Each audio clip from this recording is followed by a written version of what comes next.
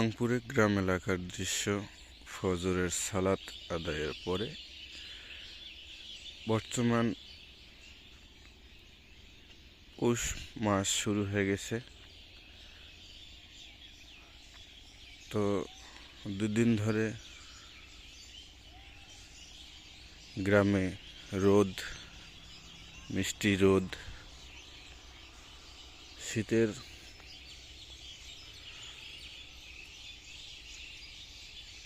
দাপট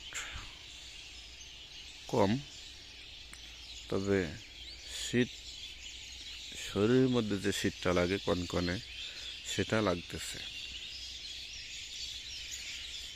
শীত চলতেছে এবং ভাপা পিঠা খাওয়ার আমেজও চলতেছে।